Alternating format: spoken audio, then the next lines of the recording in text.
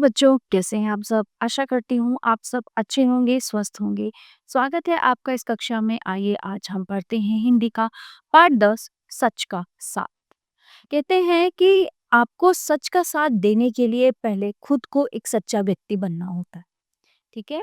अगर हम किसी का भी सच्चाई में या अच्छाई में साथ देते हैं तो उससे पहले हमें खुद को एक अच्छा इंसान बनाना होगा और एक सच्चा इंसान बनाना होगा।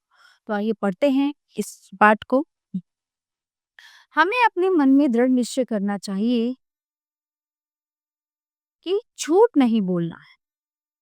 झूठ बोलने वाला व्यक्ति पहले खुद को धोखा देता है, फिर दूसरों को बेवकूफ बनाता है। यदि हम स्वयं मतलब यदि हम खुद में सुधार नहीं ला सकते हैं, तो दूसरों से भी सच की उम्मीद नहीं रख सकते। जो लोग टाल मटोल करने, बहाना बनाने आदि को झूठ नहीं मानते, उनकी ये धारणा पूर्णतया अनुचित है, मतलब ठीक नहीं है। अंक ए। विवेक का घर। उसके पिताजी अखबार पढ़ रहे हैं, उसकी माँ अंदर काम कर रही है और फोन की घंटी बजती है। यहाँ पे एक बच्चा है विवेक, उसके घर के बारे में बात हो रही है। तो विवेक फोन उठा पाए। हेलो, नमस्ते, कौन?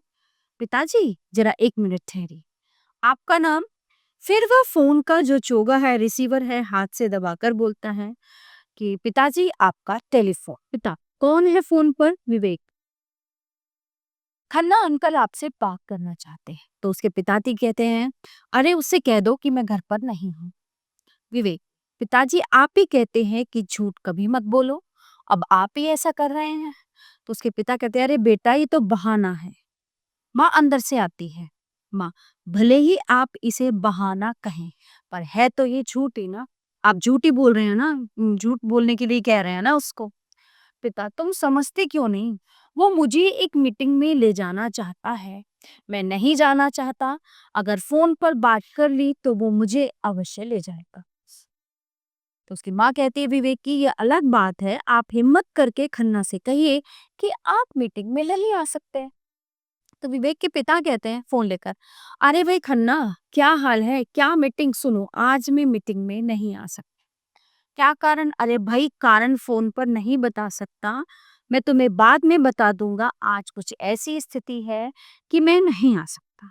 अच्छा, और वो फोन नीचे रख देते हैं। तो यहाँ पे उन्होंने सच बोला। अंक 2। अब आगे क्या होता है?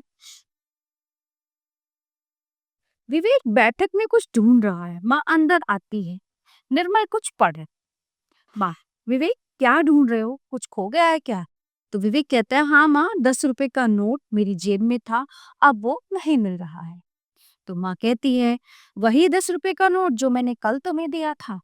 विवेक, नहीं माँ, वो तो मैंने सफाई वाले को उसी समय दे दिया था।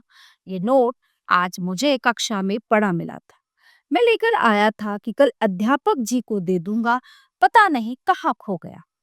माँ, पर तुम उसे घर के ले आए, वहीं अध्यापक जी को क्यों नहीं दे दिया तुमने? तो विवेक कहता है कि माँ, जब नोट मुझे दिखा उस समय सब चले गए थे, और यदि मैं वहीं पड़ा रहने देता तो कोई उसको उठाकर ले जाता। निर्मल, इसका मतलब यह है कि किसी ने तुम्हें नोट उठाते नहीं देखा। विवेक, हाँ, उस समय वहां कोई नहीं था। तो निर्मल कहता है, फिर भूल जाओ, कोई तुमसे नोट मांगने नहीं आएगा। विवेक, नहीं, अध्यापक जी जरूर पूछेंगे। निर्मल, तो तुम चुप रह जाना, तुम्हें क्यों बताना है कि नोट तुमने लिया है ना, और उठाया है, और वो खो गया है। ये तो वही बात हुई ना कि आ बैल मुझे मार। तो वो निर्मल उसको सलाह दे रहा है कि तुम झूठ बोल देना कि मुझे तो नोट मिला ही नहीं, मेरे पास तो पैसे नहीं है। तो विवेक, नहीं, ये भी झूठ है, जानते हुए चुप रहना भी झूठ है, मैं ऐसा नहीं कर सकता। निर्मल, अच्छा ये बताओ कि सड़क पर तुम्हें 10 रुपए का नोट मिल गया तो तुम क्या करोगे? विवेक, पर ये तो कक्षा में मिला है और ये किसी छात्र का है, सारे शहर में नोट के मालिक को ढूंढना संभव नहीं है, लेकिन कक्षा में तो ढूंढना संभव है। माँ, विवेक तुम ठीक कह रहे हो, मैं तुम्हें 10 रुपए देती हूँ, तुम अध्यापक जी को दे देना। विवेक, नहीं माँ, मैंने नोट खोया है, उसे मैं अपने जेब खर्च के पैसे में से दूंगा, है ना, अपने पिगी बैंक से दूंगा। तो माँ कहती है, शाबाश, है ना, माँ जो है उसके इस व्यवहार से खुश हो जाती है कि मेरा बच्चा जो है वो सच बोल रहा है। अंक 3। कक्षा में सभी छात्र बैठे हैं। अध्यापक अंदर आते हैं और सब छात्र उठकर नमस्ते करते हैं। अध्यापक, नमस्ते, बैठो। मुझे अभी असलम ने बताया कि कल उसका 10 रुपए का नोट खो गया था। तो किसी को मिला? अध्यापक सभी बच्चों से पूछते हैं कि इस बच्चे का 10 का नोट खो गया था, तो क्या किसी को मिला है वो नोट? तो विवेक कहता है, हाँ गुरुजी, वो नोट मैंने ही उठाया था, मुझे वो नीचे पड़ा मिला था। मैंने उठा लिया और सोचा कि आज आपको दे दूंगा। अध्यापक, अच्छा किया, लाओ वो नोट दे दो। विवेक उन्हें 1-1 रुपए के 10 सिक्के दे देता है। अध्यापक, ये क्या, तुमने तो एक नोट उठाया था, अब मुझे 1-1 रुपए के 10 सिक्के क्यों दे रहे हो? वो नोट कहाँ गया? तो विवेक कहता है, मैं वो नोट जेब में रखकर ले गया था, सोच रहा था कि सवेरे ले आऊंगा, पता नहीं कहाँ खो गया।